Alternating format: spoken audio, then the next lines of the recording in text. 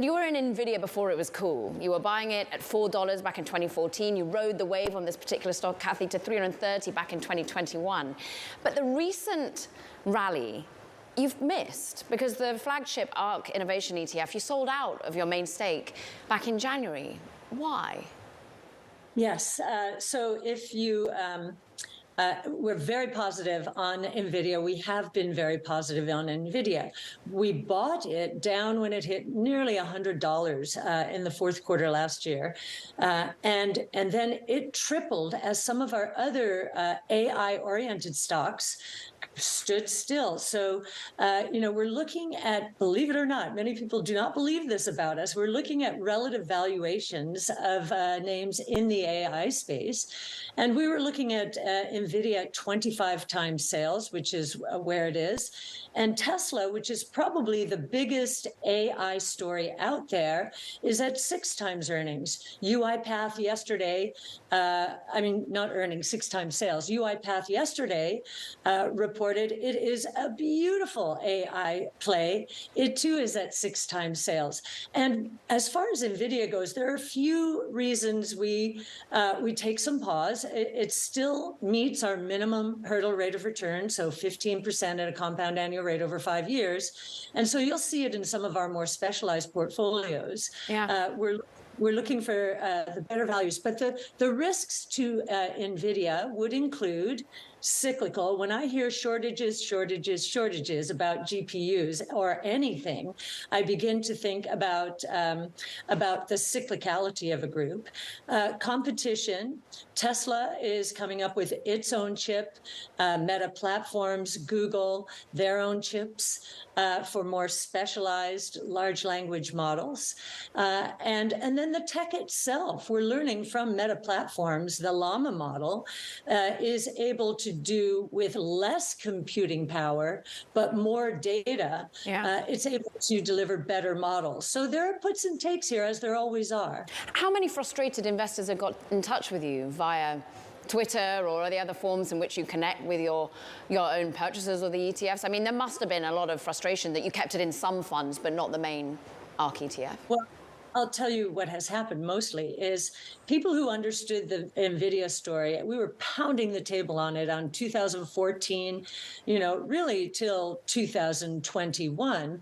And many people actually put it into their portfolios, their own portfolios, and they may have held it. We have not gotten much pushback. And the reason is people know that we are on AI, but we're doing it in a little bit of a differentiated way. Nvidia has become a check-the-box stock. That's why the valuation is where it is.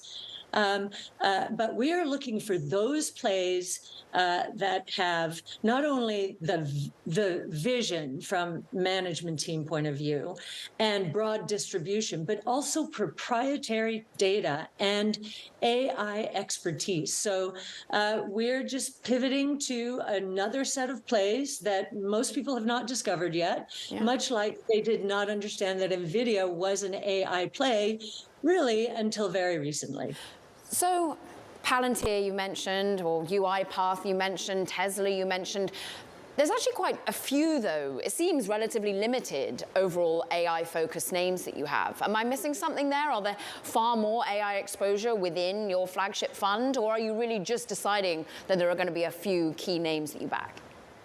No, Twilio would be another name. Almost every company, except for, well, actually, even including the multi-omics companies like Exact Sciences, are using their own proprietary data and their broad distribution networks to gather information and create better products and services. So I would say almost every company that we have in the portfolio is in some way, shape, or form. We ask the question, how are you harnessing this powerful tool called artificial intelligence? And I would say 90% of the names in the portfolio are harnessing it and do have proprietary data. What caught my eye, and we've actually seen so much disruption already to the market capitalization of companies when they have found themselves disrupted by, for example, a ChatGPT. I think of Chegg, the education company, but you noted that Apple, for example, its apps platform could be disintermediated by ChatGPT platforms. Is that a key company that we need to worry about being disrupted? What other names do you think that come to mind that maybe the market has it wrong on how much they could be overwhelmed by this new competitor? Well, for Google, GPT was either the worst thing that has ever happened to it, or maybe the best thing. We tend to think it's going to be disintermediated, though, by GPT and other chatbots. So we're not going to need the kind of search and therefore advertising that drives Google's model. So we do worry about that one. And as you said, Apple, there are many people who think that even Amazon is going to be disrupted not only by social commerce, so people just shopping through Instagram and other social media sites, Pinterest, but it also could be disintermediated as if consumers use GPT and other AI tools to say, I want exactly this kind of item at the cheapest price anywhere in the world. And it would go directly to that source. So, any platform that has served as, an intermediary is at risk, we would say. You've name-checked a couple of Meta's things now, Instagram, and you mentioned Llama. Is Meta something that you're doubling down on from an AI perspective? So Meta is interesting to us. We do like what it is doing.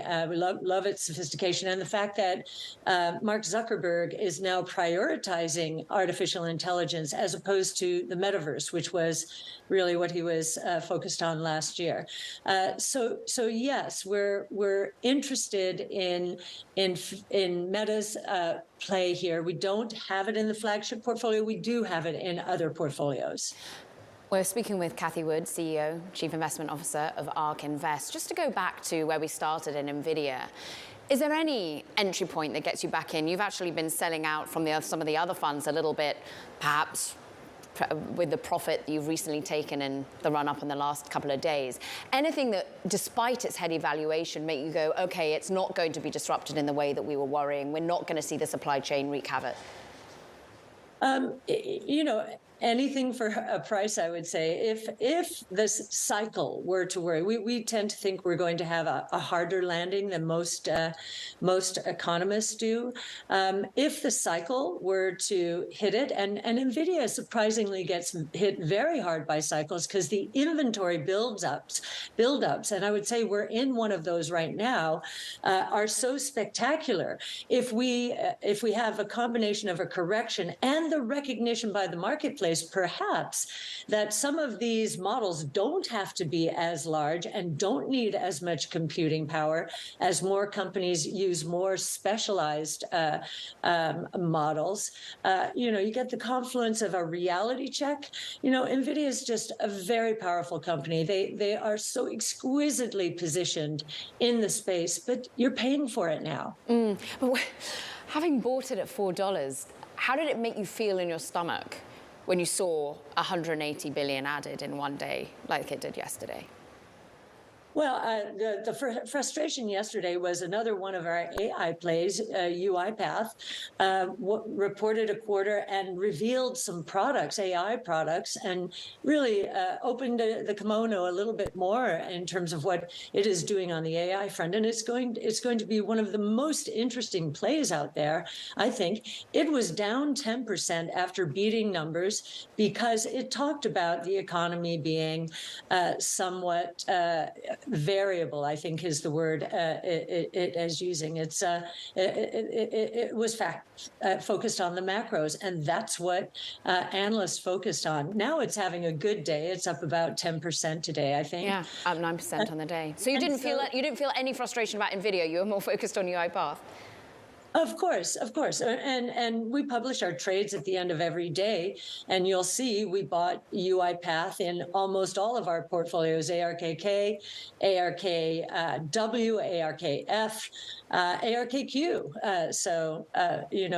We use those opportunities when we feel like the market isn't seeing something that we are, especially when it relates to artificial intelligence. So tell us what you're seeing with XAI. or with Tesla's focus on AI. Today, Tesla getting bought because it's done a deal with Ford on its electrification and indeed the way in which you charge your cars. But what are we perhaps missing when it comes to being the #1 artificial play, as you just said?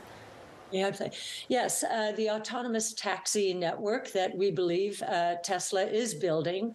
It has more data. Talk about proprietary data. It has more data of real world driving miles than all of the other auto companies and technology companies like Waymo put together around the world, we would say, except for perhaps China, because we don't know exactly what's going on there.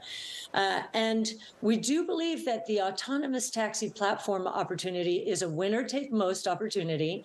The company that gets a person in an autonomous vehicle from point A to point B as quickly and safely as possible is probably going to get the lion's share of the market. And that company will, in the United States, we believe, be Tesla. And we believe globally that opportunity will scale from zero today to $8 to $10 trillion in revenues by 2030. So you can see why we're so excited by Tesla. It is the furthest advanced from an AI point of view, and it's even becoming a manufacturer of factories using artificial intelligence and becoming more and more and more efficient in manufacturing factories and cars. We think it's the most efficient in the world right now. And manufacturing in China, Cathie. And I'm interested in, you reference this worry about, maybe it's not a worry. You talk about, at least in the US. Are you looking at China? You're remaining exposed to China amid the trade tensions and indeed the tech tensions?